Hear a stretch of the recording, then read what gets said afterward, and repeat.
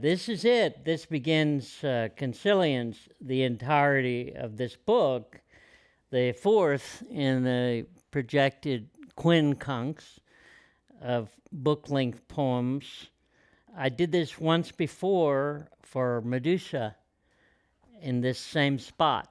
And so I'm very grateful to CNMAT and to Mr. Edmund Campion, the director here, and also to Jeremy Wagner, who is not here, but they're recording this on this very sophisticated equipment here, and both audio and visual. And also the man of the hour in the back, Nathan Corder. Most of you know my work, but those of you who don't, it's a continuous poem, and it works very spatially, and it's sort of a thesis, antithesis. On the left is sort of a thesis and an antithesis that interrupts on the right, and in the middle a kind of Taoist orientation that kind of balances them from time to time. But you can also read it just straight down the left and then straight down the right or the middle, and sometimes diagonally. And I worked a long time to produce this kind of futurist way of doing it, but it's a very ecological, ecosystemic approach to the logos. The image is more alchemical, I would say, and the music of the poetry is influenced a lot by contemporary music. That is serious contemporary music, like, say, Grisey or someone like that, or Edmund Campion or Cindy Cox, or Linda Bouchard, who's sitting in the back. Okay, so I think we're ready. I hope you are. Magic jackets on. 10, 9, 8, 7, 6. No nibs, this tusk, dipped in measure. By moonlight, red ink, all poetry is. The writing of a line opens the winking machine, pours shimmering lotuses.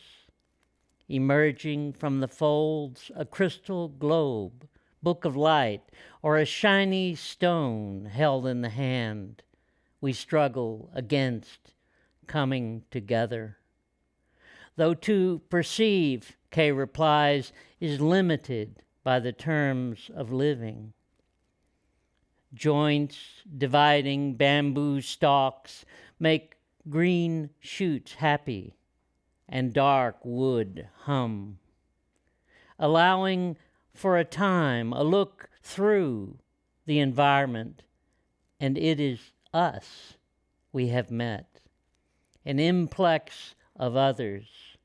Say, a coefficient of Alfred Wegener, frozen in polar ice, where Rasmus, crossing skis, drew such parallels, buried with great care, melting the envelope of now, our precondition for observing where to go and why. So a brother, following such enigmatic guides, might complete the expedition.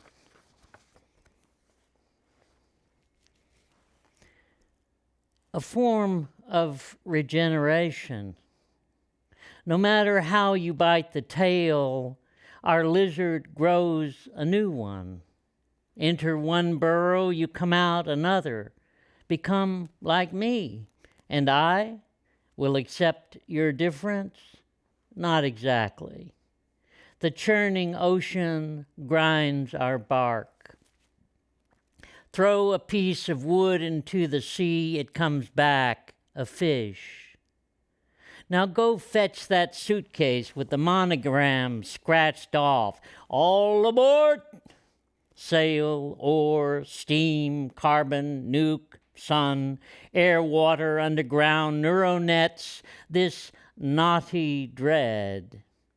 More than another word for brain that isn't just the head, but full hypercredit interface feedback, our last supper, intensifying walled prisons, take mineralizing plants and bones, disciplining the sun, squeezes out cities, a ring of fossils who know firsthand as escape mechanisms prove insufficient toward reduction of carrying capacity, the famine sown from too much of a good thing.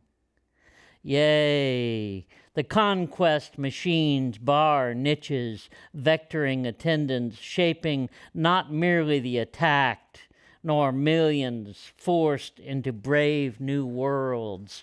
Indeed, this brainchild prepared ground for the assault on Turtle Island, disseminating invasive weeds with their chomping quadrupeds, broadcast from polystomachs across horizontals, turd seeds, et cum spiritu tuo, at future present expense, co-rhizomifying inhabitants give way before devices so equipped with foresight as to provide medicament for this exposed and wounded land. Setting the scene, I've gotten ahead of myself. Behind, I'd say, do it over. Round Newfoundland, killer whales up St. Lawrence heading for freedom, poles aboard Stephen Batory, skirt KGB agents on dock dissolving the great union. Won't listen to better give up teaching Finnegan and take up fast food for this night of our Lord, till Mount Royal bus gauntlets Harlem junkies, plain working girls, money's so bloody hard to come by, when frozen stares catch ongoing heads mid-answer in New York mirror crystal palaces. Nailing doubloons to the sampo, while giving myself a good talking to. Perhaps you should call Krusty the Clown and have him cut the legs off so the body fits. Derivative. You say, certainly not these goddamn has-beens conceding the marginal investment scheme, and doesn't their thesis preclude such a specious charge? Control the Inquisition, limit the investigatory tools, and always get the answer you're looking for. Ruling out naturellement the not looked for we already know with apple polylogies, to whom it may, did you not witness the radiation burst fired into the ganglia of yon sleeping giant? Taking on the planet here, HG? And are you such second-raters, having observed the swell and discerned the eruption covering the deep wound, have been unable to discover that voice of recognition atop such a mesa? Sapiens, sapiens, sapiens, tempting the world with itself? Oh, be not surprised by the uncontrolled momentary feedback of hot breath, brimstone spirals terrorizing the neighborhood. This is nothing but the cup of trembling before the presence. Citizens, we have provoked but did not see. This is the great contact we've been waiting for. Cogito ergo roosters crowing up the red ball again, and soon as it bifurcates the equinoctial avenue of the crocodiles, we'll get this bloody game underway. The pleasure of a soap's feeling the plot unwind exactly as you knew it just couldn't. The way you look is the way you look at it. Long as we're sweeping up the place, wrapped twice on this here ship, God knows where that will lead, and tie a loose thread back in. Knock, knock. Who's there? A 13-part history filleted from pauses in a traveler's breath. 9. The plumb bob plunges the deep, measuring out with its cord the 4 quadrants above and below, and set them turning. But it was ever so. The lines run in every direction, and as we stoop to read, the knots move and strike us with implication. Yet shrouded by the reactionary din of preaching, an image of the whole book, for that is all we're allowed, we cannot help but move through and be guided by, held in abeyance. Everything empties emptiness. Apparently out of nothing, birds, fish, grass, stone, the face registers its oceans through forms of collaborators. Such words speak conjointly, nourishing manifestations, arranging themselves. See their music, scoring the ground, raising mountains, the meadows forked with rivulets and shouting with florets, excite the limbs of oak and evergreen. Fertilized by the sap of water, rising clouds of insects unfurl. Observe the prodigy of thought, the breath of wind, fire, everything under, over, and more than grafting one onto another. Silence and immobility under vines and limbs shake the air. Likewise, small, wild geniuses of the wood, deer, birds, puma, jaguar, snakes, and vipers, guardians of the thicket. Screaming, shouting, they cackle and cluck from great branches and curling vines, the great multiplicity of architects. From inside out, design the dwellings of the co-extensive nest. The talk increased exponentially, rising, falling, layers of success and failure, ushering in a new configuration made of mere mud. But the flesh just flaked off and head sagged. Its face was full of water and slid down the side. The thing lacked understanding. It fell down because there was nothing inside to support it. Realizing the inadequacy of the project, alchemists squashed the people of mud and carved from a great tree some new ones walk the earth. Call them mannequins, who could not name what wasn't them. Naturally, these selfish blockheads with tremendous appetites did nothing but reproduce, and in their solipsistic way summoned a deluge of black rain, having deterritorialized them before. Always with you, fires and inundations? Rose up against the things that made them, animals, plants, fungi, 2,500 years, humongous honey mushrooms on thin, wide plates, radiate from a stem of gills, their hungry mycelial filaments. Protozoa, chromista, archaea, dancing bacteria, 600,000 years, lots of biomass, form of life with standing viruses, prions, alien earth, undiscovered, etc., till the wind hissed and their dogs growled. Why didn't you give us food? All you do is hit us with sticks. Now we'll prove the teeth in our mouths are real. Their pots and pans scolded. You shred lips and stain our faces with pain. Then put us on the fire to burn. Now we will light you up and give you something to talk about. The hearths agreed, as houses threw up excessive interest and yearned for the trees. Cars vomited oil, raining black. Sun smoked the skin with brimstone. Oh, how the shelters longed to swallow them. So another call was sent out to the forces of the blue-green bowl to make something of it again, where we came in, coincidental to burning women like books.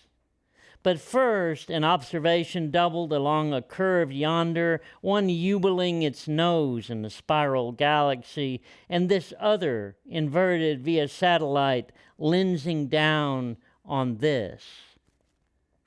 Pre-recording how Rodrigo de Triana, Oviedo said, converted afterward to more accepting Islam.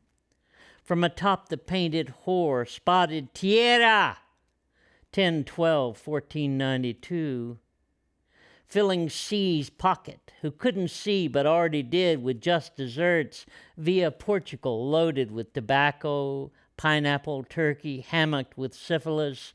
So looking out this now other end, who can squeeze the great lesson with such a foot pressed squarely into the back, some psychotropic ditty from the treasured collection.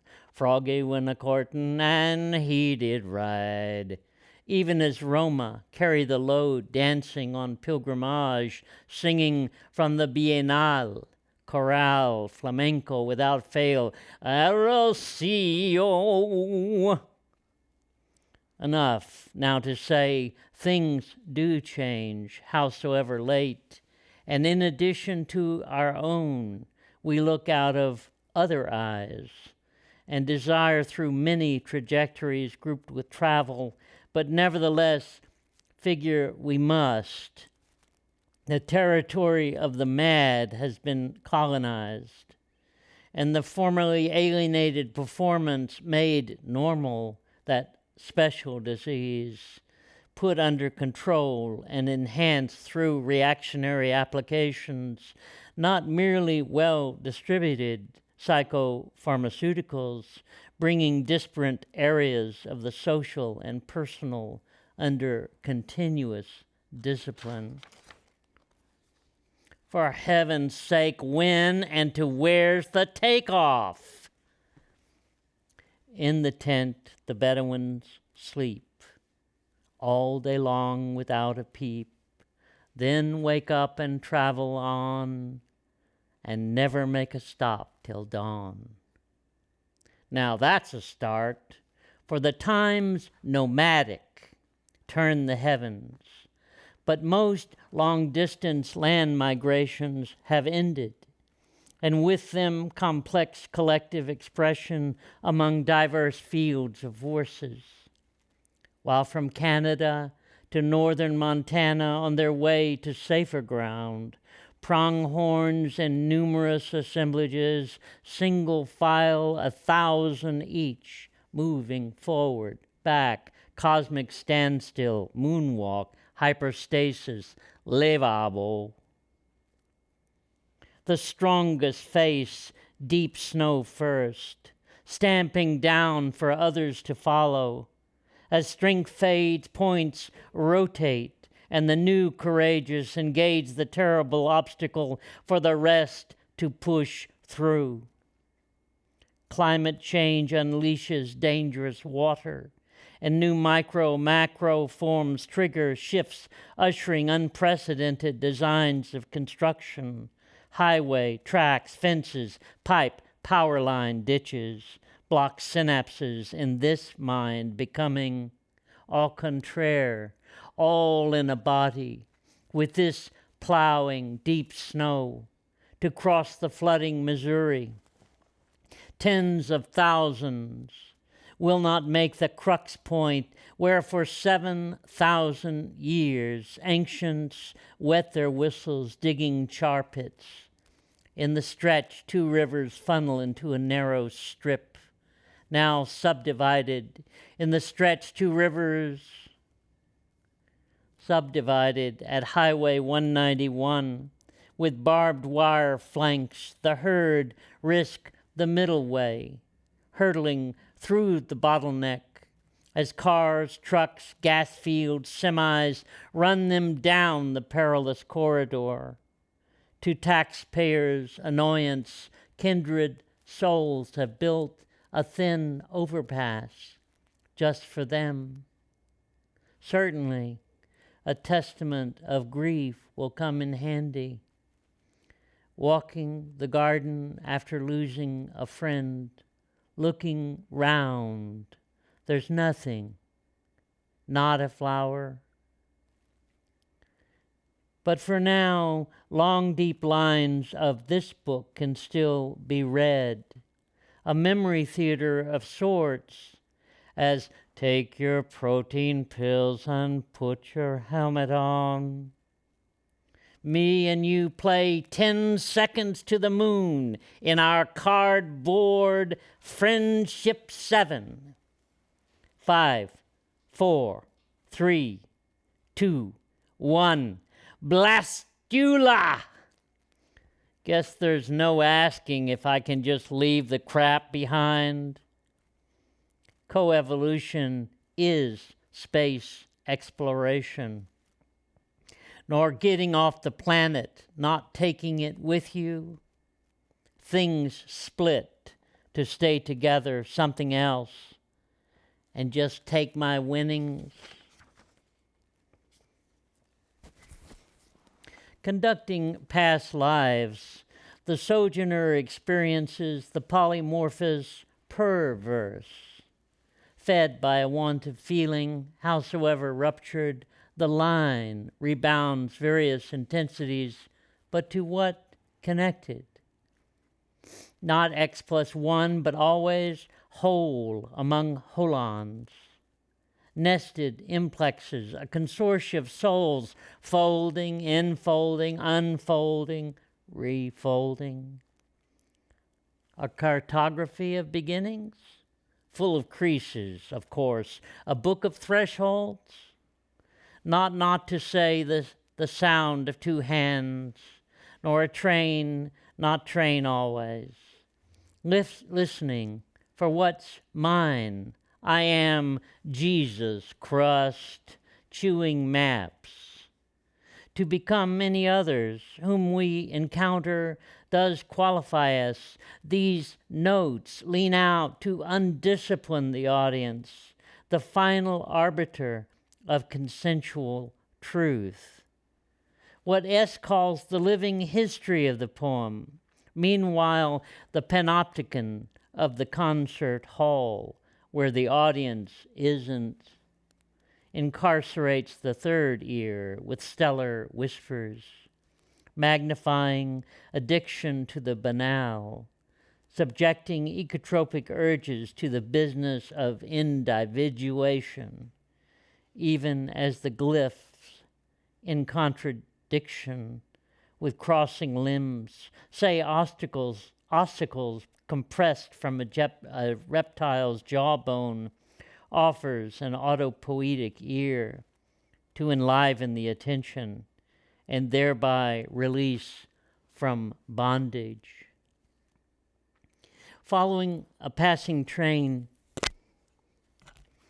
along such resonant lines as Schaeffer's Doppler concrete, through deep space we fly, our paper box, transfixed by a spell in the attic, tracing scores of shadows glissading yonder, full of refrains seeking coterminous vertical and horizontal dramas, chewing each event with holy migration, spaces, hibernation, times, presaging laration, separation, wobbling east-west al rumbo sur, cross-sectioning, recursive, north-south, core samples, anti-market vectors, plantations, forced labor camps, blowing smoke up our arses, unleashed sugar biomass into every cavity, fattening calorie futures, requiring control, leading hard by to upholstered dining on tailored get-rich supercrops, ag intensities, and vigilabor combined short credit, fossil-fueled hyperzones becoming me. Conforming the array of others in the mirror, observe I'm about to eat my playthings, calling forth enhanced correction and softer squads like man, university bank, hospitals, channel properly down, past genes, norms, phenotypes, memes, when time approaching waves rolls into particles. We face something no longer distinguishable from nothing, the chain foreshortened, the hole stuffed into an insatiable orifice, economized fully to scale. Spreading input derivations and instrument, no doubt, say fertilizer, eventually separating soils from output altogether, eutrophying groundwater as gene-manipulated routes are encoded into processes, leaving heretofore mentioned institutions to lock up the strays. Enter fungi, unfurling, closed pedigree cornfields, denied contact with that unruly tool shaping a final solution. Fitting machines work their yield with uniform mystery of size and maturity. Our well-disciplined foods attract us strangely around to say there or then, to come or not, but now. Have gun will travel reach the cart of a man, a knight without armor in the savage land. Que barbaridad. By dark, spanning filaments across phenomenal voids, through sheetfolds, gathering superclusters, bigger than we observe what's disconnected from us the light will never reach. A travel book, rifling with more than life, strings of gravity, galaxies from its central hole, extending the table, supernovae, fuse heavies, blasting across the expanse, seasoning us before our particular journey snarls its solitary tongue, sticking out from that synapse of swarm, ant fluxus, devours everything in sight, sleeping nest teepees, their own bodies, as they go, tree, scorpion, wasp, particulars all sizes, crux the larger, like, say, us, back where the deep south ends, talking about Big D, my oh my, the pull and push of brothers trotting opposite rails on tracks of Darktown. Yikes! We never stop circumnavigating. Everything that rises does converge. Say how Papa warned me not to shoot him with my paladins, 'cause that's how little boys grow up to be killers. And when I did, he broke them over his knee.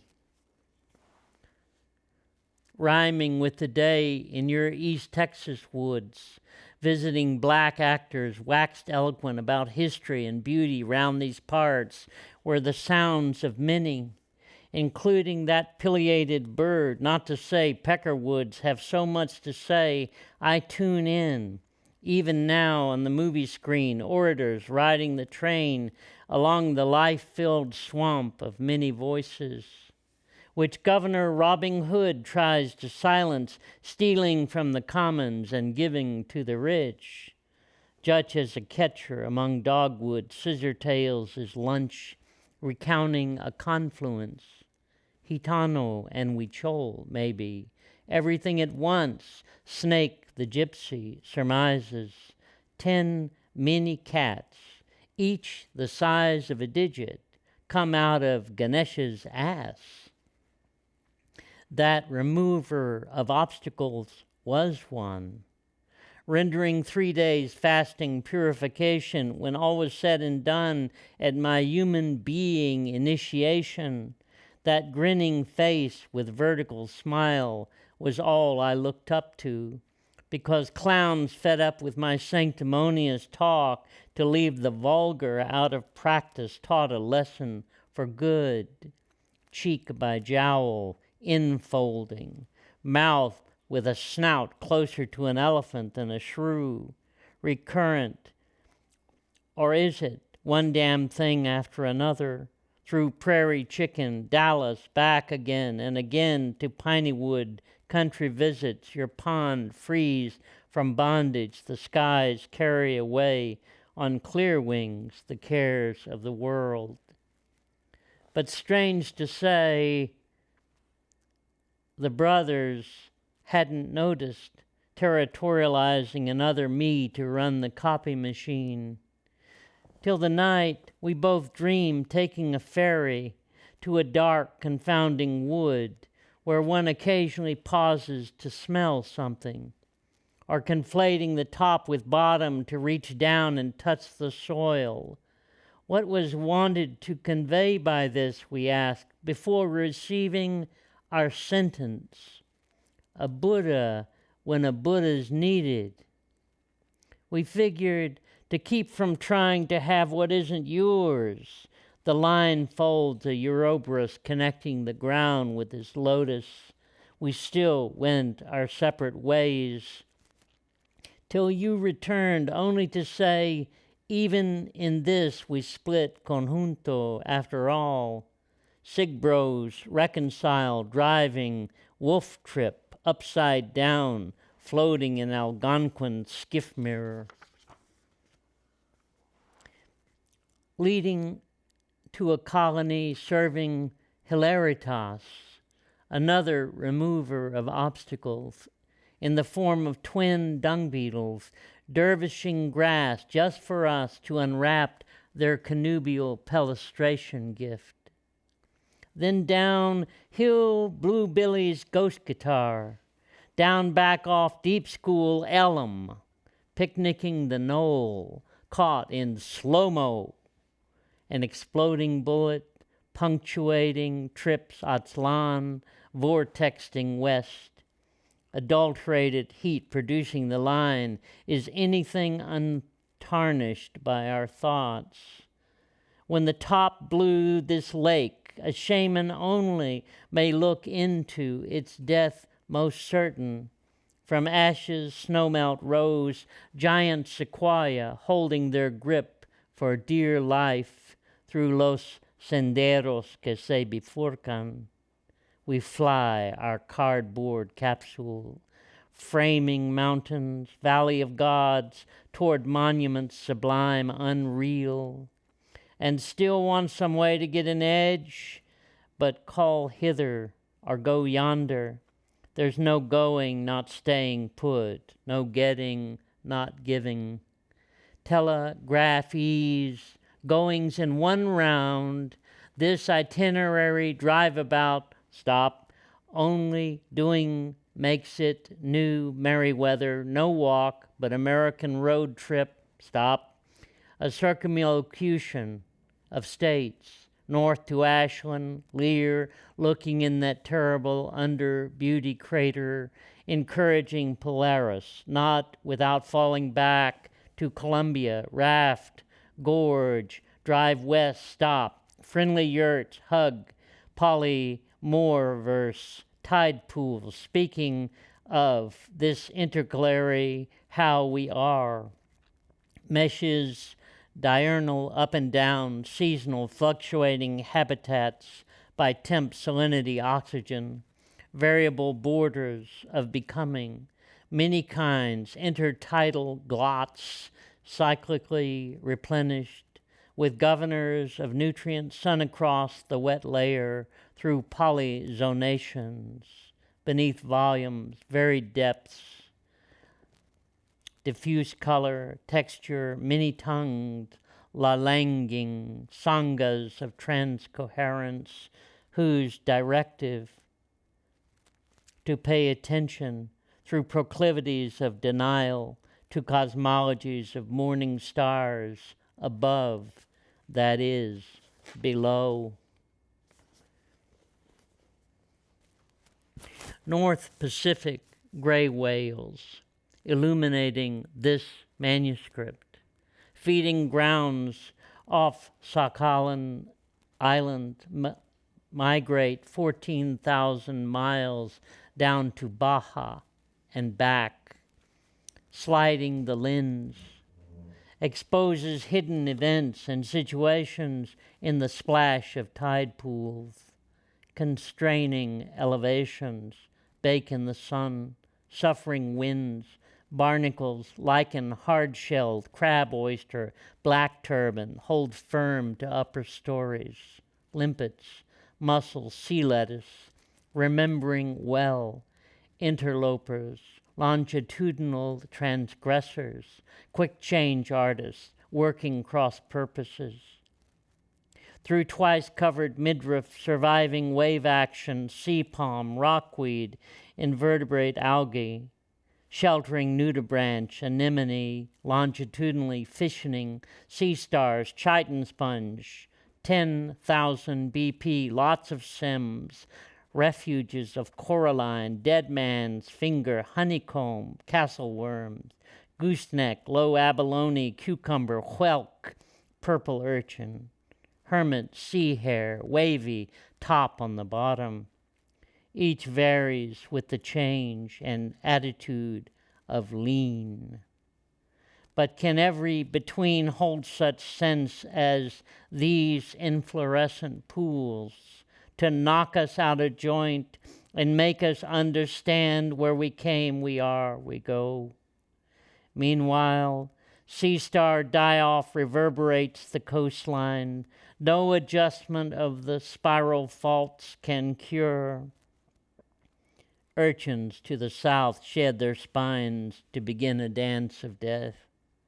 Stimulating, nonetheless, fear in the north, they will rise from the stars, melting in the sand, and march to the kelp beds, mowing the forest down. Then back again, leaning south into the heart, our tallest sangha, redwoods, hand-holding sabrosa, ever seeking angles of repose via Mendocino, Pinot. Headlands we gave off, black ash, dwarfs, bringing songline leafy back again, stop, elevating shamans, floating cliffs on Horseshoe Canyon. Fly the brave across the edge. They disappear into emerging from processes we travelers, such probes pass through desert imminence, down Eden, surreal implosions, unplanned, unplanted. Oya! Tai Chi, nighttime, Shiva dance, still moving. Saguaro, spread arms this wide. Hunt the git fiddler, call her, shitload of wine. Get over to the hose down, couple up, turn do-si-do. Dunes, milling to orchards, almond, pistachio, citrus, transcribing chaparral, Joshua, few conifers. Via mountain plates, island sea, canyons across underground forests, 13,000 or so, their crops tops peeping up, wait for their periodic haircuts from the desert's fire. Clippers growing in a ring, likewise the creosote and Mojave yucca shriek as the BLM utility boys out for a good time drive their party vehicles over the dead through Grand Deshay, Dead Horse. Oxbow within oxbow, dried to bone. We are glad to be scattered. First light changes desert colors, chewed breath, fill cave paintings with spittle, transubstantiates. May Hopi pull out every surveyor's fracking line, that would unmap Babida, Doza, sagebrush, tea lizard with missile tracks, running electrifying fences to unnerve the eagle's path. The know-how of the rock squirrel, rabbit, deer, sage, grouse, rattlesnake, becoming clown, walking on hands, legs doubled down, pincers gripping what comes next. Knock, knock. Who's there? Driver. Who? The driver who wears a mask, that's you, whose head contains a box at the back containing a key you may use to open turtles all the way down. Concerning God, I do not know if I am his or he is my homunculus. For life cannot from none except when it does. Mine cannot except it does. Unable to recoup our losses, we cling to the value of thresholds. As a child, my skeleton flashed as lightning through the body's obscurity of night, only to engulf this helpless flesh. Yet insensitive to screams rounding Vico's wheel, we crucify the earth, so rendered it produces grease to run our machines. Between time objects, revisiting Kamala, the dead, mixing metaphors, live the line of sound entering the ears, begins to unwind before slipping its knock. Our sampo, an arrow that never misses, nothing doing and never alone, portending that first coast office visit, a doorway, another strikes sudden thunder right smack in the glare. A daughter reminds us, before being born, she chose her place of entry. And not into the same bloody womb neither. Even in this crazy, nothing stays put. You don't get to do something else till you don't have to do it over. But giving a go for everyone, from Prudo to Nuevo, the shaking earth secretes its children. Todos a bordo. Men, magicians, alchemists, and artists divine the earth and make from its clay with every gesture of flute, song, paint, or wield from a pot's mouth, as some tocayo might say, an om like a smoking eagle flies. Now 1 Hunahpu and 7 Hunahpu love nothing more than the ball game, and days would find them playing the courts. Meanwhile, way down under in Xibalba, the lords of death complained. And in those early days, they were truly great because their job was to make people suffer. And whenever someone died, they were sure to be on hand to gloat. They had names like 1 Death and 7 Death, Pus Master, Bone Scepter, Bloodsucker, Poxmaker, and other terrible ones. But they did not like the sound of things. Who is that making the ground shake over our heads? They're just playing ball. Those boys don't respect us.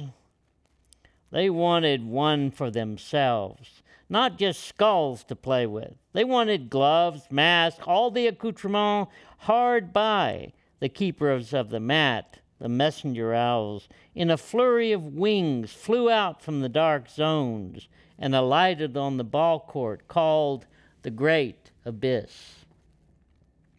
Then they took the 2 boys down a sudden steep, through narrow rapids and stream of blood, and as they arrived at the cross of 4 roads, red, black, white, yellow, the black one said, "Follow me, for I lead to Xibalba and the lords of death." They were led into the council chambers before nothing but wooden dolls disguised as lords. These the gullible two greeted in turn, provoking the hidden potentates to burst out in derisive laughter, which they tried to conceal by welcoming them and offering a bench to sit on. But here was only a hot seat that burned their butts red with shame. This sent another coil of laughter up the scepters of Xibalba, as lords held the stitches of bones on their aching sides. Among themselves, they knew the boys were already gone. After the formality of tests and games, they were sacrificed. One head was removed and buried in the fork of a calabash, which eventually bore fruit that resembled that very head. So amazed were the lords of death that they forbade anyone to eat. Of course, during Graves' registration days, we'd play ball with the heads. We never lost. Or take a black one and put it on a white body, or exchange dicks or any parts we had in mind to. In hot pursuit of the elusive story, cara cara strike the snaking train, Austin, Laredo, Monterrey. New Year's above El Aguila Azteca, with another train following close on this single track, penetrating a blind night of revelry.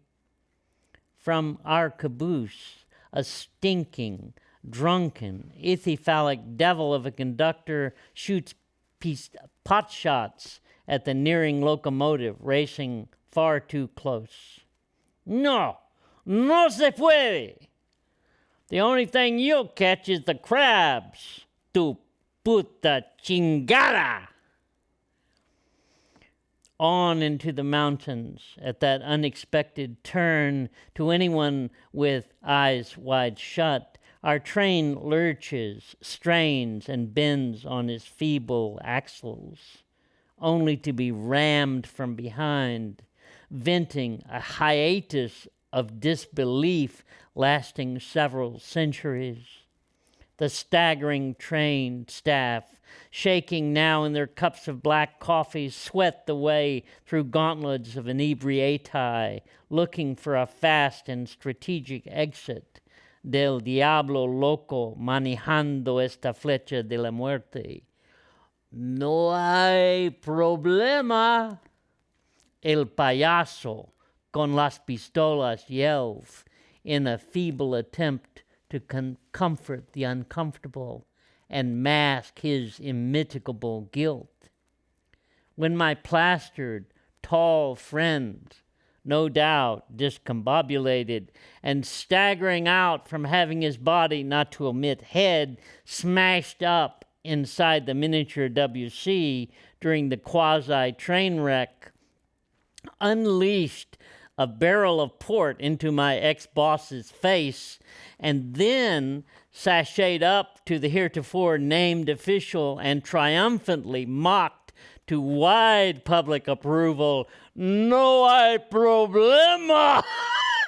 Macho retribution and bloodshed was kept at bay when it was explained that this fine amigo, usually the kindest, gentlest friend to man, was, alas, de vez en cuando, a dipsomaniac, who simply couldn't help himself during these extremely rare yet quixotic episodes. To which the donkey conductor shook his wide head, throatedly braying that people ought to learn to control themselves, all the while trying to fully ignore the relentlessly chugging refrain. No hay problema, no hay problema, no hay problema. Mercilessly nipping his fetlocks and dogging his pitiful escape route down the row of cars. As the show nevertheless goes on, pit-stocking that mining town Real de Catorce, wool gathering Huichol deer neckties from Wirikuta through Joshua Forest, Chaparral Desert, down silver-skulled Potosi. We get off and get into another provocative interlude. We're now in a rental driving exhortations from fellow to step on it. Move me not at all, as I continue chauffeuring ever so slowly and surely toward El Tajín, and check out the ball courts and lick their succulent duck stuffed with frogs that we might fully contemplate the double way. It was a question of registration, I suggested, when the washed-out tarmac cleanly fell away and we screeched to a halt before falling off El Fin de Mundo. Sept. Bloodsucker's daughter, Little Blood, was seduced by stories of strange fruit hanging from the limbs. So she went alone to the foot of that tree and proceeded in an act of hermeneutic sabotage. From something so delicious, will I truly die? Then one of them spoke. You do not want these. We are not fruit at all, just boneheads that have turned around at the crook of a hard branch. But I do want them, she insisted. Very well, it said, stretch out your arm. At that moment, the skull spit in her hand. I've given you a sign. My head has no meat on it anymore. That is what kings and convicts come to. When the beautiful flesh is gone, it exposes a fear in the bones. But if you have understanding, know that you live on in others. Trust me now, and go live well on the face of the earth. But of course, after 6 months, her father found out. Just who did you sleep with? And she answered, I have not known any living man. Calling her liar and slut, the lords instructed the owls to make a sacrifice. Get your flint knife and cut out her heart. And then put it in this bowl so we can make sure you went through with it. The owls took her away ambivalently. What can we put in the cup but your heart, they asked her. Very well, but keep in mind this heart does not belong to them, and we must learn to give them only what is theirs, she said, as she demonstrated how to shape from a copal tree its red sap into a heart. When they returned, the great lord saw only what they wanted, the blood oozing out. Then they placed it on a fire to smell the sweet aroma. Coterminously, she passed through a portal that leads to the space above ground. After her long journey, Little Blood came before the grandmother Shmu-Kane. I'm your daughter-in-law and your daughter. The old woman rebuked, you're a deceiver, since the children you tell of are already dead. Still, I want to give you a chance. Take this net to the cornfield and fill it up, then bring it back. Very well, said Little Blood. She was used to tests, and when she arrived at the milpa, she found only one tiny corn plant. She was full of anguish. How can I feed such a large net with such a puny plant? Since her heart was true, you may say a goddess took pity, and from a single cob came the plethora to fill her net. Where did you get all this corn? The grandmother asked. Surely you have revealed a mystery wrapped in an enigma, for the name Hunapu signifies net full of corn. When To the glee of Xibalbans everywhere, I leave a pile in the Tula quadrifoil liminal gate before the underworld, but lose the shame as bloodletters magnetized GPS engaged a cloud full back up from Mexico. Such a swarm of monarchs that cling to narrowing forest zones take wing through generations four. Being collective Finnegan, El Super Canada long haul will return 1 billion strong to Butterfly Tree. Co-evolving envelopes chocked full of traversers, becoming never alone, but all of these changes weather in Chicago. North, a not just multi-layered polyverse, 3D winking vortex. So before giddy roundup, gotta mention GMOs along the continuum of nows, enable killing indeed, where no milkweed dangle their summoning pods. La mariposa y su larva will surely starve. Por eso el doctor Asclepius finds reason to visit, so leaves at home his strange blue bottles, upon which such beauties like us interdepend. The habituation to suffering reproduces itself and keeps us from asking what we truly need. Two dreams interlaced in a double night. A boy with an insinuating and mocking look passes by. Such a transgression of boundaries, I ask, what do you think you're doing here? Or that other, who again aroused from sleep in like manner, a skeleton draped over my dresser? Could they be in different time-space? That knowing, insolent boy, I think me once upon a time, now moving off to the wall yonder, then folding into a totem of light, my seraphim of seraphim. Extinction is coextensive. Drowned in excess light, pollinators of the monarch's milkweed, the fireflies go out, dying of thirst. As diverse habitat is choked off, we lose ourselves, since our bioluminescent torches no longer show the way, and wander less free now. The earth is diminished.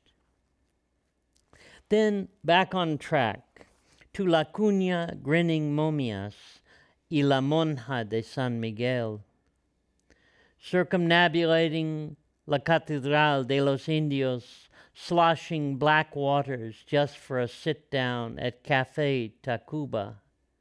Her portrait, more later, a bedding then breakfast among tiles, bigwigs, coibas, and an earthquake, 7.1. So it's lightning fast, we're off to Puebla for a mole, antes de regresar a nuestra casa, en la calle marcada con la mandíbula de cerdo. En aquel pueblo de 365 iglesias ad nauseam, sí, sin embargo, a las más importantes de ellos will pay her respects again. She who has been repeatedly struck down with thunderbolts by her jealous precursor, that black and eternal goddess, yes, la Virgen de los Remedios, whose pitiful sides are sown with the hopes of countless milagros, rises again from the ashes onto her throne atop that heap to reign over the wretched inmates of the asylum halfway down the mountain's length, where they hang on for dear life, still fearing no doubt to be cast down and swallowed by El Gran Piramide, and left only to join those painted borrachos, madly dancing on the hidden murals running deep down under.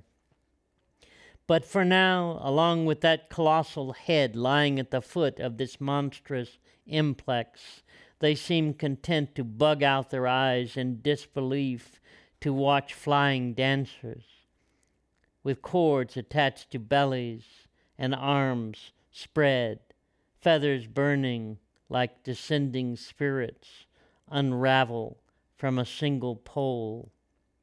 Just as the sun, bifurcating the aforementioned avenue, dropped behind Popocatépetl, while Malinche, nestled between his and hers, let fall a tearful apology a los techos, carrying me, después, como no, a la mujer prima, vomiting Tonantzintla. Then fading from Cacaxtla murals, sidewinding far west to smoking guns, Paricutin, por la fiesta de los muertos, creciendo de las milpas de Uruapan. Unlike the town, hopelessly extruding from the lava, we scale las máscaras de ceniza up to a small window to celebrate what is lo mejor chocolate en el mundo, con el rey de los perros, and his entourage of technicals, likewise ascending on a different level, those downtrodden paving their garbage freeway to his kennel of familial palaces. Then backslide to DF to catch another glimpse. From center, swollen tree, Isquinana, Sor Juana, a stalk, rises incandescent. Before training south, Oaxaca blackpots burn with straw. Las Ruinas de Zapotec, at Yaguil, where E went underground, tracking catacombs heading to Antipodes, still riding recursive strains, when at sight of zones bereft, am given cause to wonder with little blood how cochinillas, living their cactus, gave Rembrandt's passion virgin red agape, rendered from American bug juice, to discover my only compensation, drinking this soda pop rouge. Caban.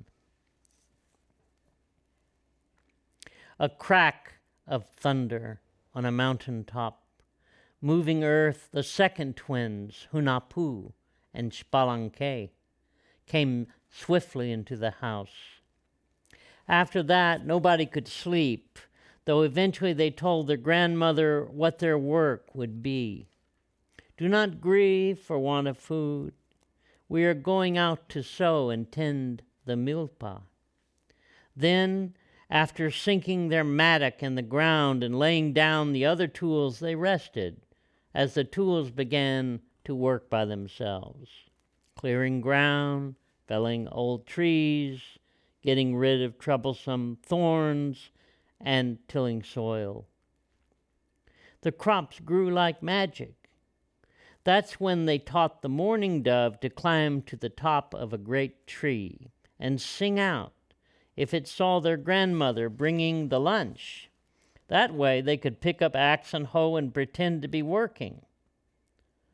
Soon the bird sang out, and they picked up the implements according to plan. One rubbed his palm with face and dirt.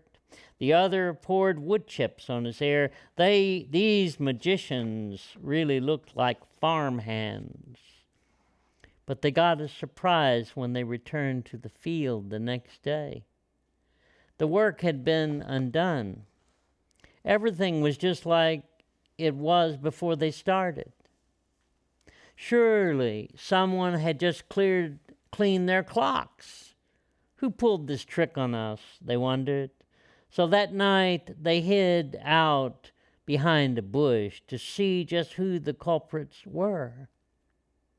All around them the planets rode their Milky Way, and the plasmatic stars whirled their menagerie of constellations.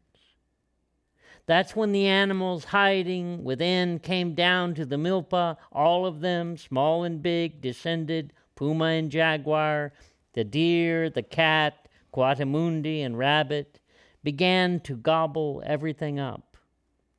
The boys watched in disbelief and started after them in earnest.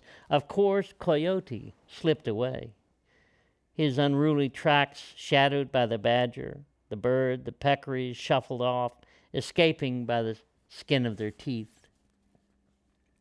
But then they caught a rat by the neck, burned its tail in the fire, and made its eyes bulge out. Then the rat said, "Don't kill me. Don't kill me. It's not my fate to die at your hand."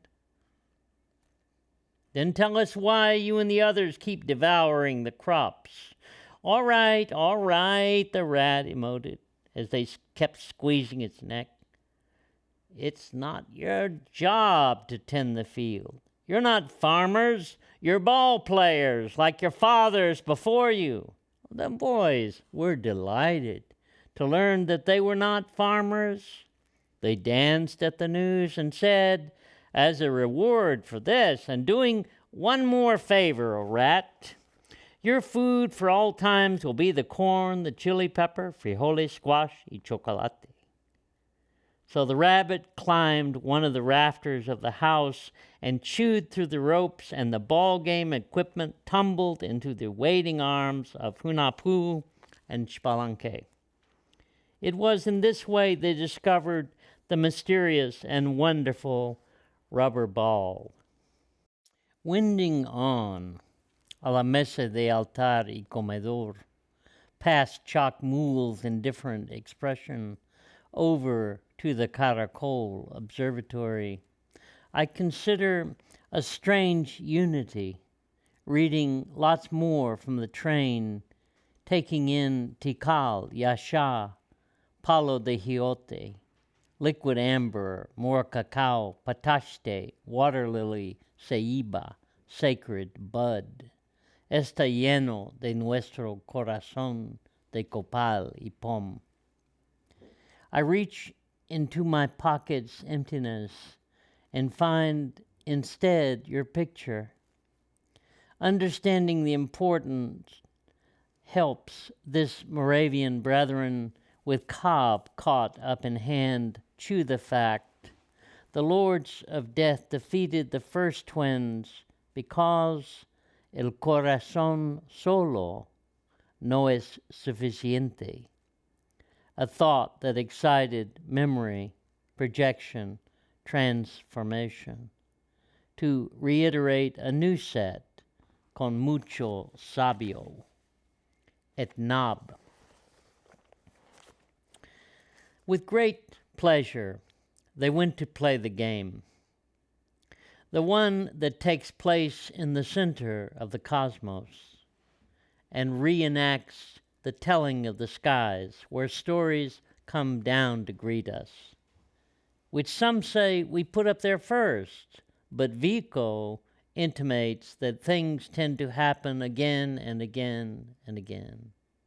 While writing for robot historians, Foucault sets his jaw to remind us power tends to reproduce itself.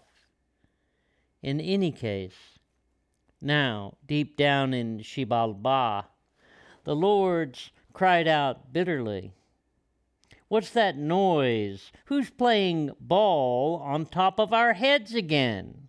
Don't they know what happens to those who don't respect us? Haven't they learned we make those who try to lord it over us pay the highest price?"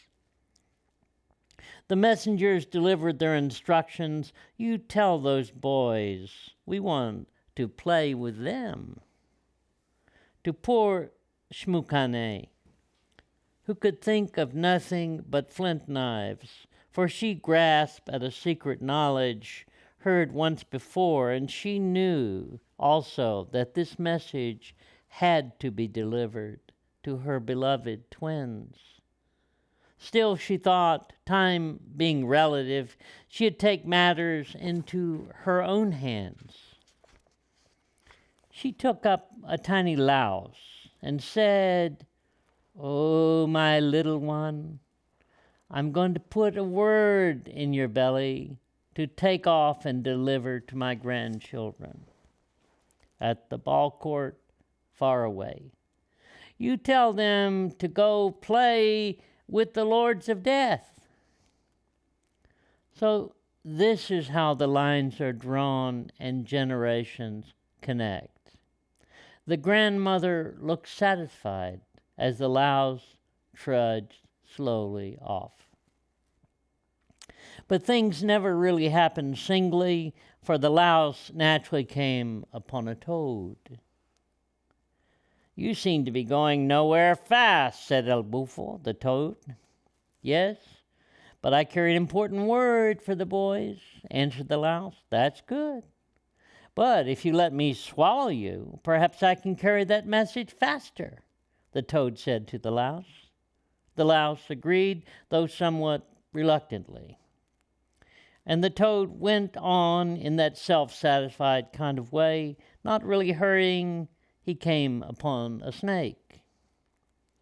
After inquiring about his mission, he convinced the toad that the word could travel ever so much quicker inside his belly.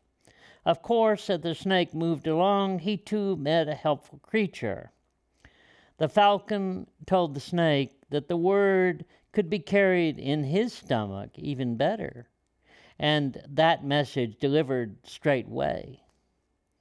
Ever thus, the library of bodies exchanges its pages. So history unraveled, as it often does. The falcon landed on the edge of the court. Crying in its usual haunting way, they brought it down, shooting its eyes with their blowguns. "Why are you making all that fuss?" the boys asked. "I carry a word in my belly that many have carried before. That is the way the world is made. If you treat my eye first, I'll hand it over," the falcon said. "Very well," and they put a little gum from that magic ball into the falcon's eye, and it cured him.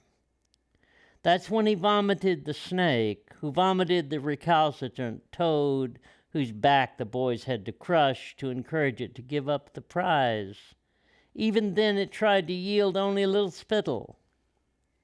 But eventually the louse came out from behind his teeth. "I carry in my belly this word. The lords of death want you to go down to Xibalba. You must bring your game equipment, rings, gloves, yokes, balls, kilts, and all the rest. They say they want to amuse themselves with you." And then they came to Shmukane's house to comfort her and say goodbye. "Grandmother, we know you are distressed at our having to go. But we ask you to place this corn plant under the rafters of your house as a sign of our fortune. Corn indeed is that which holds up the sky. Place it," they said, "in the roof in the middle of the house. It will hold up the world as it is meant to. Everyone can gather near and be sustained by it. If the leaves are green, you will know all is well." Usumacinta swells and empties, that vortex of the turn, circumnavigating the Yucatan under el ojo de caracol, a spiral linking observer with their content. We churn toward Koba. Driving another pavement that fitfully drops away, a wise old magus on a donkey advises, Es inútil, no se puede pasar, señor. But we press on through trackless desert, ensnared with sharp boulders, unable or unwilling to turn back. 2 hours later, we encounter an unruly tribe of kids hurling stones to drive us back or start some kind of rumpus. When they discovered no one really cared, they tried a different tack and yelled madly to beat the pan, "These are the first to have crossed the gap." So you're putting an old sampo of a council book back into play? Tut tut, little symbiont. The journey kedges the doldrums in search of northerlies. Now lay your head down in this little dream within a dream and consider the second throughput. Reproduction, speaking of, and recursivity. Near that spot, I deposited more waste in the mouth of the four-lobed monster, and the wasp buried the stink bud to feed the catch of eggs. Quack. Off they went down to Xibalba, through rivers of blood and shit. The lords had hoped to trap them there, but the twins rode over the poisonous waters on their blowguns. Then they approached the deadly crossroads, but were not confused. And here they ask a favor of Mosquito. Go sting each lord in turn until he cries out. Learn the name and bring it back to us. Your reward will be for all time to drink the blood of travelers. Very well, answered Mosquito. And immediately he entered the black road to the lords of Xibalba. He stung the first two, but they were mannequins, an old trick deployed to fool the twins. The third one screamed. What's wrong, One Death? Asked another. Then he bit Seven Death. Yow! What's wrong, Seven Death? And on like that, each one that yowed in pain was named by his fellow. House Corner, Bloodsucker, Pus Master, Pox Maker, Jaundice Master, Bone Scepter, Skull Scepter, Wing, Pack Strap, Bloody Claws, Bloody Tooth. One more. Then Mosquito returned and told the boys everything. So they didn't fall for the dolls made of wood, but greeted instead each real lord by name. The lords of death were deeply disturbed, but sought to regain the upper hand by inviting them to have a seat, as they pointed to the one right in front of them. Make yourself comfortable, they insisted. We want you to feel at home. But Hunapu and Spalanque were not hoodwinked. That is just the hot seat, they said. Why do you pull such adolescent pranks? What kind of hosts are you? They asked. The lords were not pleased, but took hope that they would be defeated in the terrible storm of tests that is Xibalba. Silhouetting that doleful hour, the hail flying the vortex of tornadoes a mile wide, brother and I got caught in that end that leveled a town where everybody got killed. A how. When the twins entered the house of gloom, the Lord knew it was the beginning of the end for those lucky boys, and gave them each a burning torch along with 2 cigars. Make sure that you return them whole in the morning. They were already gloating. How could anyone to defeat the certain march of such a test of time? Each lord thought on the defeat of every living thing and on the triumph of death itself, just smacking their lips. But the boys put bright macaw tails on their torches, and they did not light their cigars, but rather put fireflies on the tips and pretended to lean back and enjoy them. All through the night, the sentries thought on the defeat of the two boys and watched the lights flicker through the windows. They knew they were lost. But in the morning, Hunahpu and Spallanzani gave them their due. How can this be? The angry hearts burned. Still, they tried to shake off their confusion. Let's just play. The lords hid their irritation. Yes, and let's play with our ball. It's just a pretty decorated rubber one. The boys caught it in one of their yokes. It was not a ball, but a skull, and from its center came a flint knife aiming right for their sweethearts. "What's this?" exclaimed the pair. "All you want to give us is death, but didn't you invite us here? I guess we'll just have to leave." So the lords decided to try something else. "No, boys, please don't. We really want you to stay. Let's play with your ball." After that, they determined what the winner's prize would be. The losers must bring in tribute 4 bowls of flowers, red, white, yellow, black. When the game came to an end, Xibalba had won. The boys were strong, but that's how the old ball bounces. Now they will have to cut those lovely bells. But where will they get them? The lords hiss between their teeth, since they are protected in our own gardens. So they said to Hunahpu and Spallanzani, "You are to bring us the blossoms without fail." And they surmised that since the twins had defeated a stratagem of time, they might win one of space. After all, how could they produce something from a place that wasn't available? The great lords reasoned. "Very well," the twins answered, "and at dawn we'll play again," they said, not wanting to take any chances. The lords tied the boys up and ensconced them in the terrible house of knives. Here the lords wished them to be cut to pieces. Yet in this place they did not die, but rather spoke directly to the knives. "If you will be still, yours for all time will be the flesh of animals."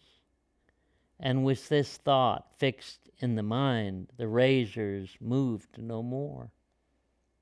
All night the clever boys spent in that house. Then they called their friends. "Come, ants, go and cut the different kinds we need and carry them in the morning to the lords of death." For they knew the lords had placed guards at the gates and ordered them not to let the boys enter El Jardín. These understood very well what it meant to be told. So they cried and sang through the night to stay awake. They were vigilant, but did not see or hear the tiny ants underfoot, walking by or cutting the blooms. When the ants finished, they took the 4 bowls and placed them in front of the palace doors. All the sardonic grins of Xibalba turned down when they saw the bright gifts. So they cracked the whippoorwill's beak in twain just to do something about it. And when the boys showed up, they kept their traps shut and just played. The game ended in a tie. Then they agreed to go at it again the next morning. Best game I ever saw, the Packers beat the Cowboys in the deep tracks of snow. Lombardi's basics and drive of persistent will outlasted Landry's abstract computations. A childhood pre-recording. Mi hermano stimulates visions played in our Christmas polycortex streets of electric football, whose electromagnetic charges turned our brains to lightning rods, while surrounding bodies with force fields, releasing phosphenic rays in every direction, and underscoring some infrastructure from Zufi Polanski's Dictionary of Defenestrations. Knock, knock. Guess who? My work has been thrown from the windows of Prague. I grew up with the slur bohunk incomprehensibly lodged in my American throat, though in truth my mother's family were Moravian, and their complaints of immigrant bashing seemed a bit far-fetched to me. My great-grandfather Alois allegedly invented a cure for tuberculosis from the herbs of the motherland, and his Paracelsian legend braises me to alchemists from the land of magic, Kabbalah, astrology, memory, all the Hermetic arts. My father's line is Irish, but can be tracked to the England of the poet-composer and to the braggart later sanctified. My brother was named after the latter, and on the few occasions he's really in his cups, will take out the bones with necessary documents guaranteeing full authenticity with papal bona fides and attendant flourishes to boot, presented to my father by the 23rd. For many years of free bookkeeping services, part of the Vatican's supremely important banking project, eventually rendered unto the hands of said brother, who holds them with august purpose, according them the respect such indubitable relics no doubt deserve, exposing them proudly for all to behold and admire. Next, the twins entered the ice house, something impossible, that mansion raining hail, but they did not die. For in the center of that place they found remains of an ancient tree that lifts up the sky and scaffolds the cosmos. In its trunk they built an intense fire and stayed warm through the long night. How is it, the lords of Xibalba ask in amazement, that Hunahpu and Xpalanque live? Why are they not dead already? Then they were taken to the house of tigers, another test. They calmed them, offering bones. These shall be yours for all times. The tigers went mad for them, gnashing and tearing. In satisfaction, sentries reported that they heard the boys being torn apart, their entrails devoured, their bodies crushed. So you might well ask how they survived the fearful house of fire. Perhaps they called upon the wide ocean, turned by the great axes, to pour itself out and cool the flames.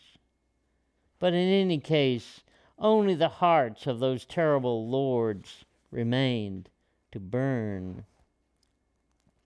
Likewise, under said volume one discovers in the subhead inverted beings. Forelimbs in excess of hind, they hobble upon the earth, yet furnished with capacious thorax for large heart and full lungs, strong girdles for musculature, hollow bones to capture air, phalanges holding membranes like sails with opposing thumbs, more agile than birds, their society modified toward perfections of air. Through inverted cathedral spires they fly, by day hanging down to dive their dreams like holy tongues. They give birth to their death alive. By night they fly whirlpools from deep holes in the earth to be born again as new cells at every meal. Buried in mid-air, they feed on dreams.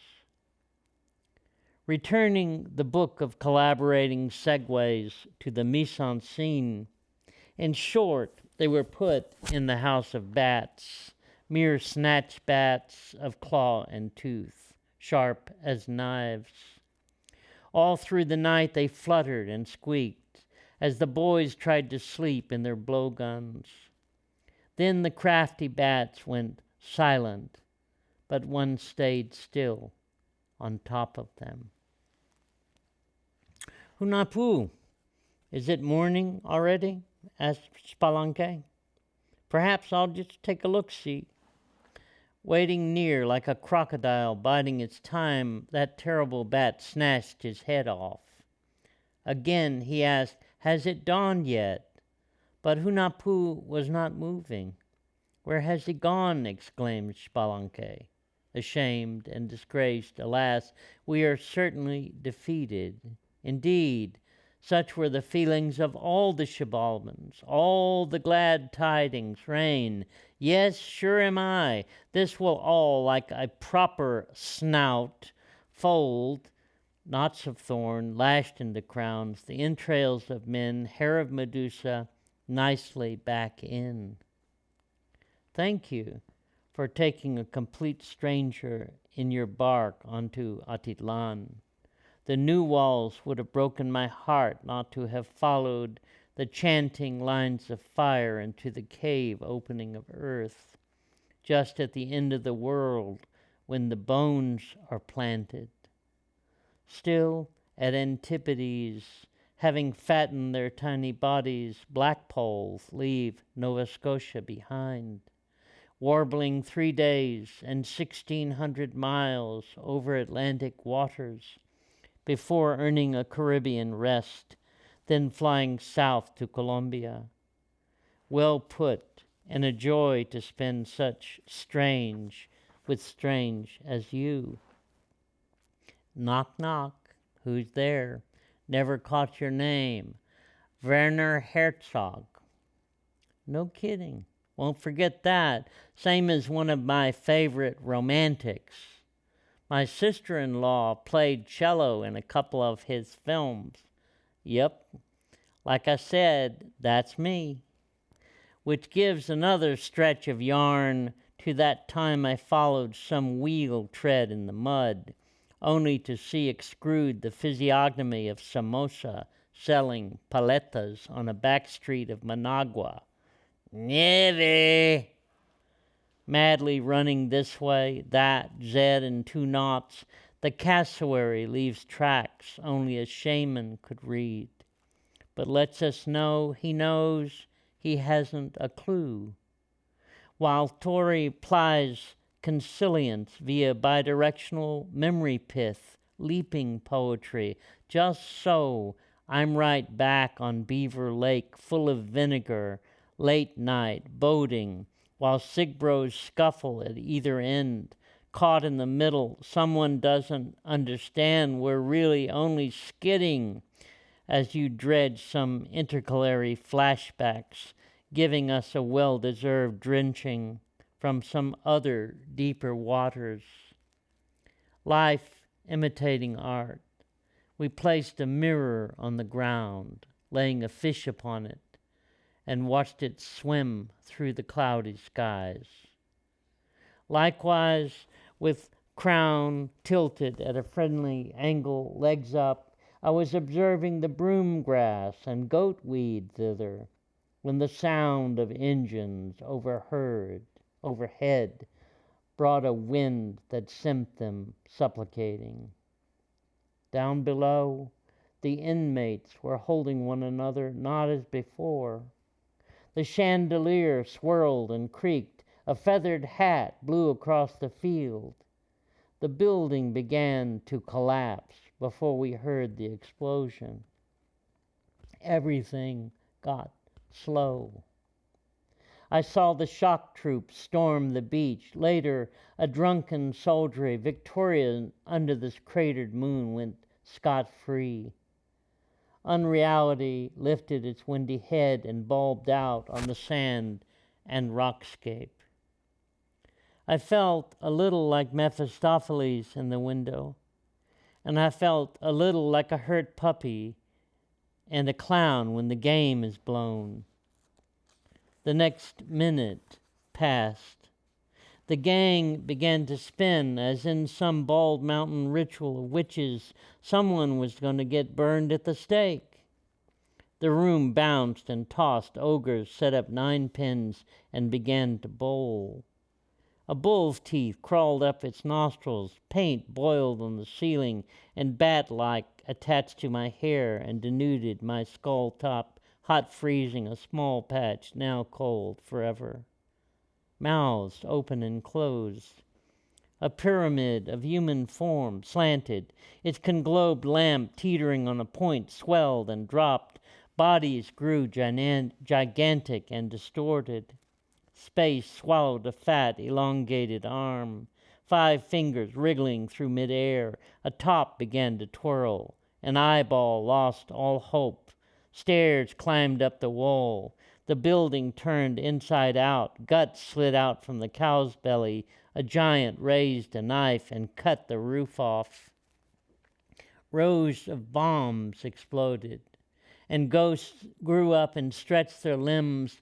Maniacal horses lifted their fetlocks and kicked at bombgeists. A child came flying through the air and out the door. A head became a holocaust. Dogs were set on fire. The sand from the ocean covered us. Rocks pelted the floor. Our lungs were gunpowder. Banisters turned sidewise, laddering spooks to heaven. Red faces fell out of their sockets. A toy skidded by. Soldiers, no doubt, misinformed, but who will do anything, riddled the building with rifle fire, scourging the skin off a few stragglers, while I triple somersaulted through the turning window, lacerating glass, tattooing the parchment, my spirit barely resisting the urge to join the amputated leg in the hog trough. Walls began to expand as a circle of believers, unable to utter a sound before the spectacle lost their last strand. Invisible wires, unwound, sprung out like dementia precox in a distortion mirror as the 37 dove a single word into the echo of a silent scream, squatting on steel conduits, and were buried alive. Just before the explosion, an inverted, milky smoke tornado vanished in their ears. Miraculously, in the haze, the dark cone reversed pyramid-like from ear hollows, where I saw them come forth astride the backs of fishes and glide straight through treetops to the round, pearlescent moon. So a funny thing happened. When the new therapist agreed I could forget about it and go on home if I'd answer just one question. Following smoke through a corridor, spilling the body's house on either side, behind a series of wooden doors locking their content in small rooms eyed through strange keyholes. The doctor, devotee of the mindful raven, offers a look into the first to get the ball rolling. Did you ever put your finger in a dead man's mouth? Producing convulsions and an auditory proof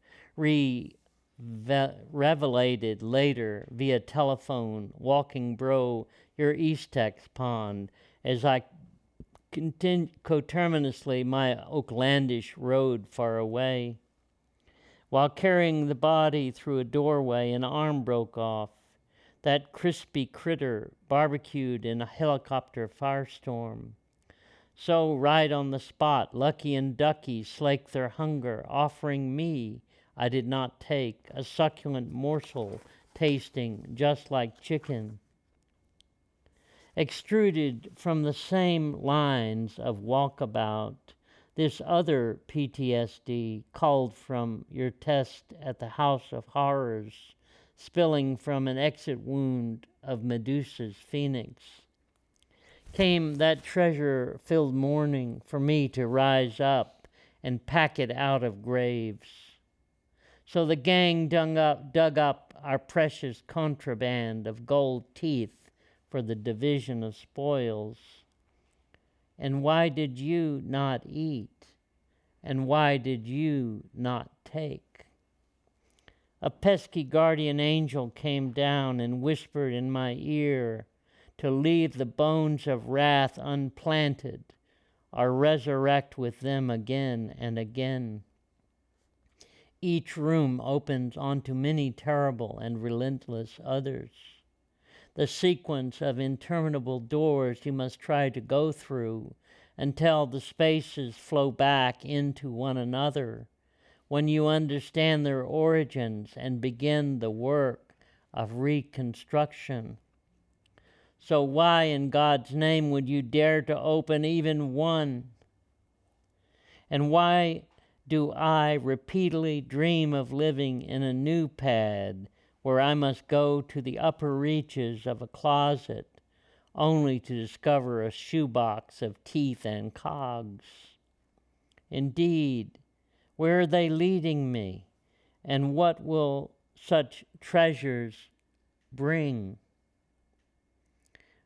Walking a landscape on a road to be, the edifice of rooms, now reduced, you carry as one of many plateaus inside your head outward into many interconnecting planes you once thought did not apply. Contented but annoyed by the one causing a distraction, you begin to stamp repeatedly on the ground. The way is the place. And that's all of it? Remember, this is a dream longing to be. You find yourself in a field of snow. Polydirectionally, you see everything at once, unleashing that nothing that is, requiring more than ecosophy, cum schizoanalysis, ergo. Straight in you dive, right into the gurney at something like 1,000 miles an hour for its removal. Sniffing deep the now volcanic glass, exiting Noriego's manhole cover face, flying south by southwest. You swirl past the Picandarian, clinging to the severed organ that continues to throb. Across Gondwanalands, ripped from another marsupial Nazca skies over desert, through Vinland still dying of thirst, eventually to settle along El Tigre, 3 rivers, filling a desultory hulk with other rusty buckets strewn about. Like you carelessly abandoned, you still pour out a song of the Anastasis tango off Uruguay.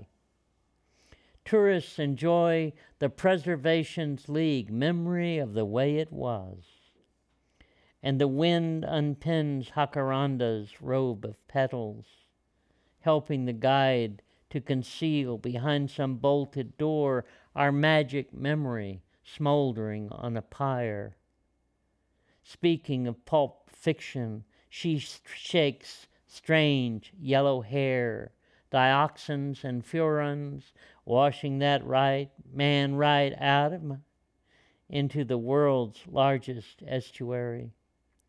Variable mixtures, saline temp, but without missing a beat, cradles a colorful bouquet to enthusiastic applause and hurls it through the air, over the chug-a-lug heads of weekend boaters, and onto the fluid lion-colored nape of our beloved La Plata, only to disturb, hidden within a still floating image of the tree, rippling space-time, like gators back home making wallows for unknown others to walk and mind that other swamp full of blossoms. As you pull off a shank of bark and write, you can only have what is truly yours. Then make of it, before pushing along a fervent hope, a vessel you'll find next time round. Our memory theater, the future of love, is endosymbiosis, where comes in swallowing even the breath a between two somethings. Mobius, turning away, swells into a breeze, carrying lemon boudin from Brother Benavides downstairs, through the window and into the room, loosening a scarf where you sit at the piano, giving pause before you play, to credit co-inventors, the unspoken other, decomposers, all kinds, instruments, glue, varnish, resin, strings, theories of, not, to mention the philosopher, botanist, sociologist, psychologist, parent, and the poet. Euteridos live not without thy cellulose digesting symbionts, but passed on sand dunes produce an almanac of effects. Do tell these interlinks a wealth of nation may deterritorialize the machine, looks other in a mirror transmuting identities, waving in and out, express unforeign forces and bodies, coterminously thinking of the miracle of snake deep in the garden of Carlos Ties. Bamboos turn, shadows, naked figures. No one sees but cats that sometimes stir a stodgy player into steering a reluctant piece along the boards, inviting diagonals. So illogically, Alice, what a trip, I asked a curious calico who said, cut from the rib, the gene was selfish. And given the lie of the land, why do we play such terrible games as El Sueño de la Razón? But inexplicable answer trails us, following Lao Tzu and Kung back out again on that E.T. pond to catch supper, when the craft, having its own ideas, turns to deeper limetic zones. So smooth, a different kind of boundary, we barely leave a print, before leading straight into profundity. More sorrowful than snow, outlasting fickle spring measures autumnal bluster, and with greater complexion, hotter by far than hydrogen, this echo, por un grito, booming this antecedent.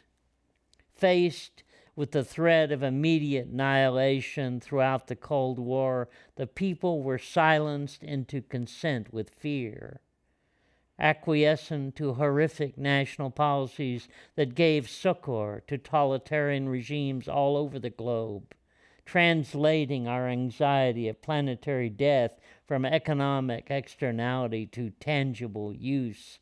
An easy turn, the bomb aimed at the other was retargeted on us. But the transference from the mission from military to social required tighter control of the civilian population. The eye of the bomb, like some warden's eye from the panopticon, was trained on us.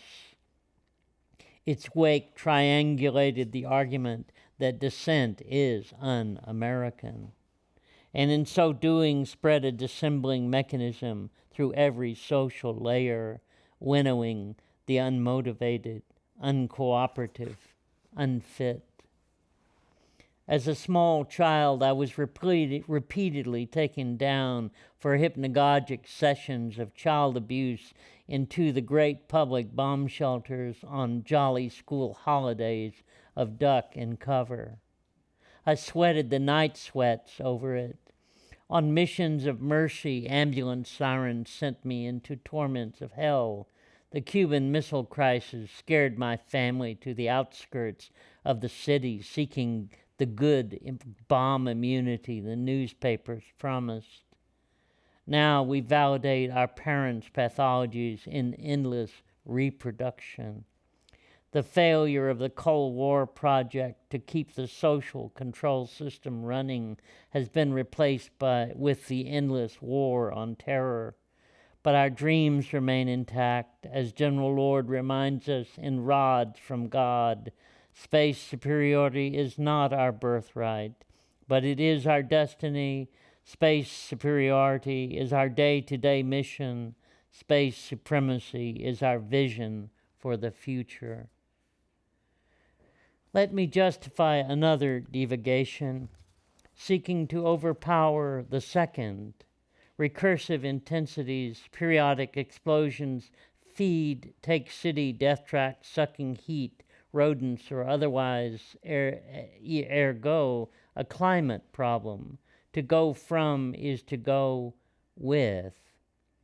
Mongol caravan plagues, jumping off backs, print the legend, port to port, European substrates, not without body, language, a disease subject to phase transitions, beating out loneliness amidst the plethora, my heart. Along La Via Lactea, a family of Romani, in aerial balance, hold our plate of blue-green jade, barely kept aloft. The click and chant of the world, spiraling its orbit. A crying American scarab you tied to a hapless string. Now escaping the eggs deposited in tree forks, nymphs make holes, digging for roots. Here they live underground, sucking plant sap, years through the rostrum.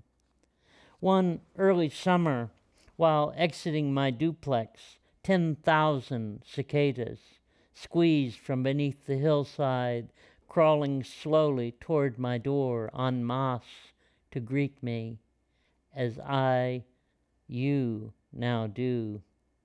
Discover co-involved, feeling for the path of liberation, engendered in a final molting, whose amber husks of crusty armor, medicinally deployed as a powerful symbol of rebirth, these angels to be cast off, first clamping them to hackberry launching pads before coming out. Definitely ready for the runway. Striking, wide-set eyes ride bilaterally. Their broad forehead above a skin-tight show-me jacket, hugging chitinous flash, whose metallic green shimmers radiantly through patterned rays of an overlay of doubled clear wings, tapering behind, provocatively dipping below.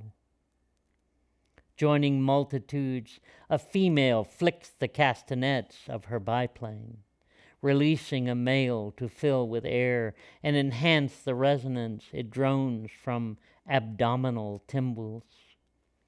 As this three-ring circus of coterminous dream unfolds its post-modern cinema, fading into this observer, now older, you take me aside, delineate the only sin to incarcerate the soul, and only path to free the trapped spirit, a green, cowled shaman, ready for takeoff. Metamorphoses this compressed migration, remembering a form of going, flying cliff walks over Ronda, great the road, big cobble, broken pebble curb, paving, tile, marble asphalt. Apian carries a Roman fist. Texas, Santa Fe, Oregon, hoots and throws the sombrero. Mock turtle, gentility amidst catwalk vestibules, wood-planked carriageway, Milwaukee, Green Bay.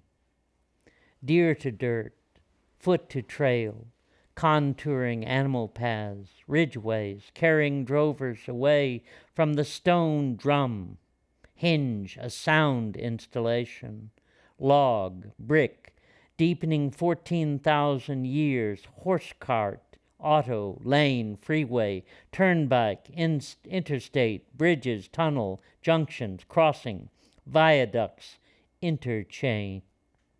Recalling the day I ate sandwiches with a shaman at Subway, platform toll, city, village, street, easement, route, runway tarmac, smooth, paved, covered. The straighter, narrower Via Romana, Reich Way, conveying law and order, cops and clerks.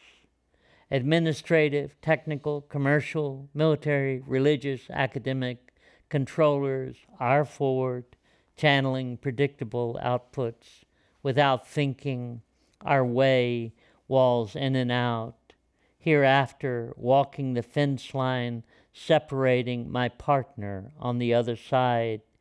We'll build only as we go, making frontiers together still percolates. Identities coextend.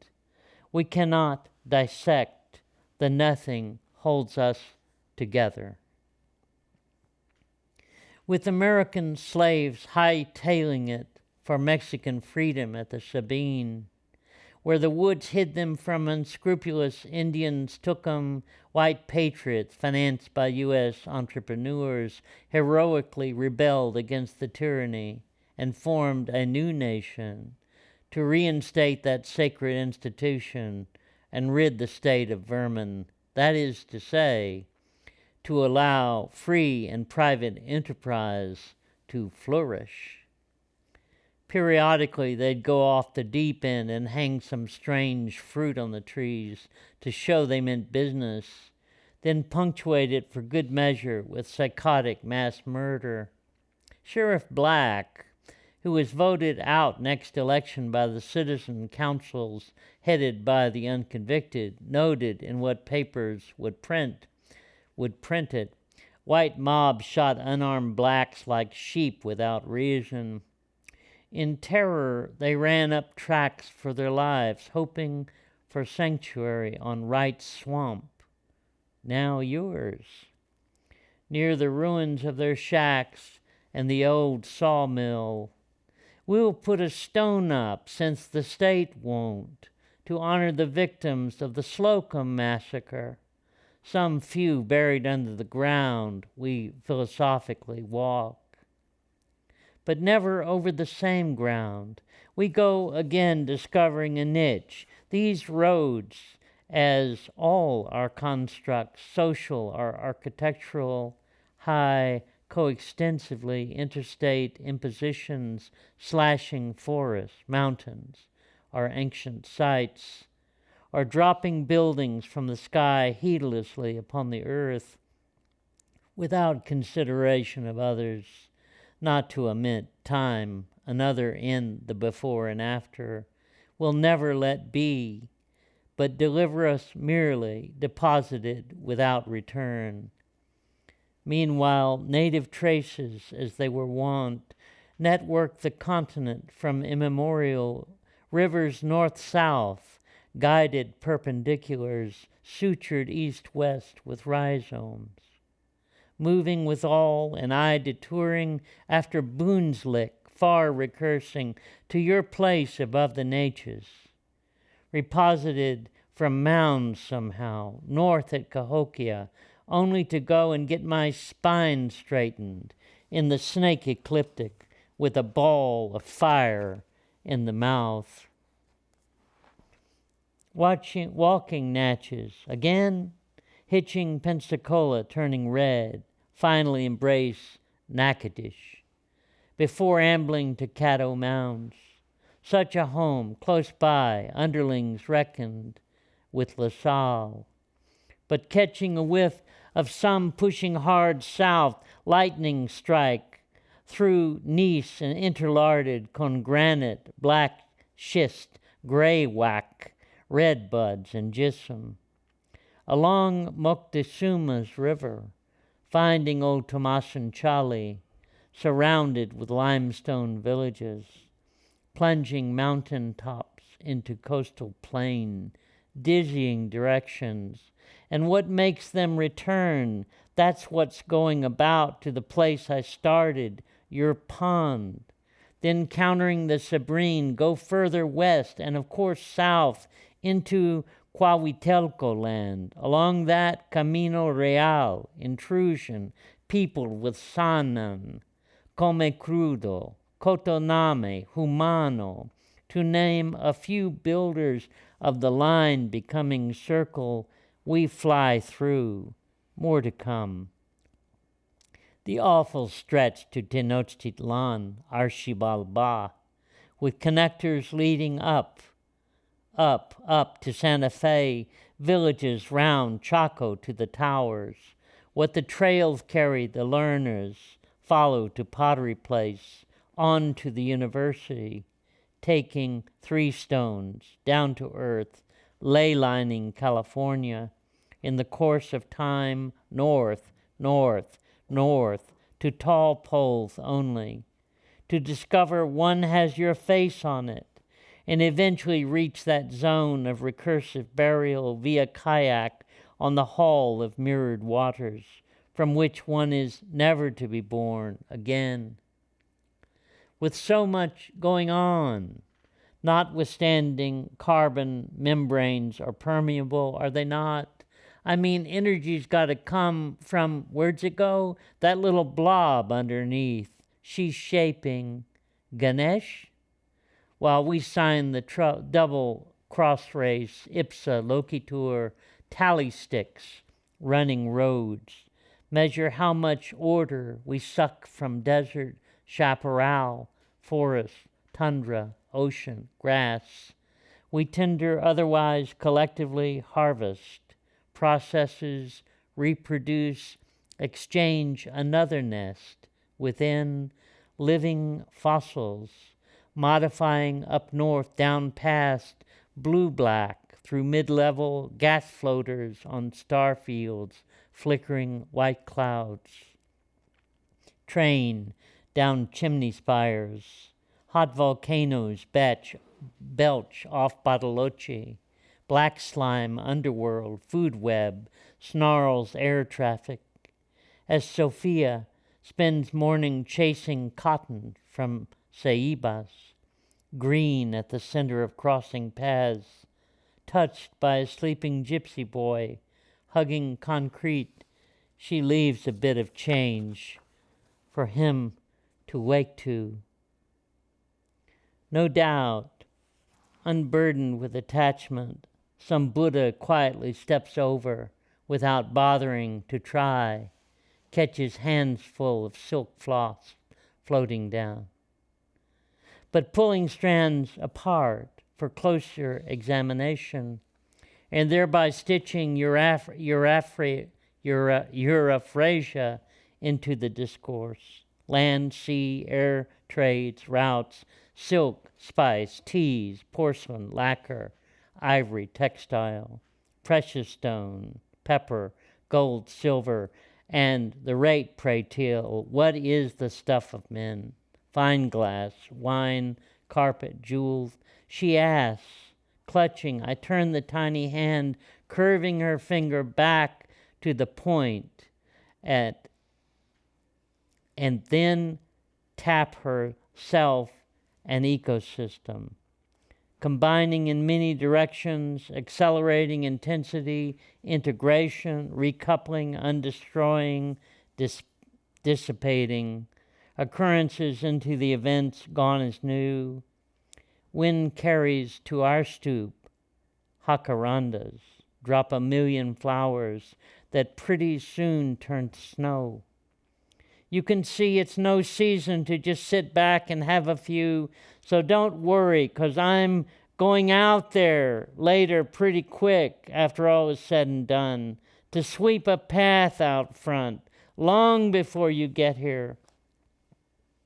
we engage others to further compartments of autopoietic semnets, groping, that is, neurologically feeling, what's for us interconnectivity exists through co-extension. So if you expect me to turn my back on the invitation to go out once again on the pond in that leaky tub of yours and watch all the geese fly in from every direction, you got another thing coming, brother. The catalytic world sets prebiotic ancestors leaning out to us, notwithstanding our hierarchy, devastates forests in the time they take to grow. Septupling members whose CO2 odor signals an alteration, saturating the larger, reduces ground. For thou shalt die on this tree, the one you measure with.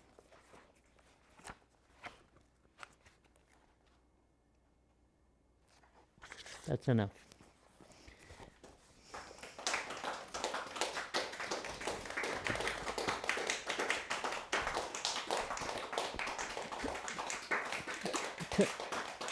Tomorrow, we begin in the morning, 10:30, 2 hours, and then in the afternoon, a session from 3:30 to 5:30, after which those of you who can handle it and remain, I promise pizzas from Arizmendi and plenty of wine. And right now you can stay and have some bread and cheese and wine, which I would love to share with you.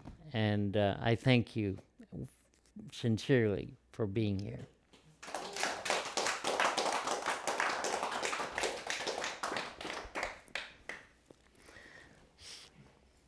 So let's get some vino, white and red.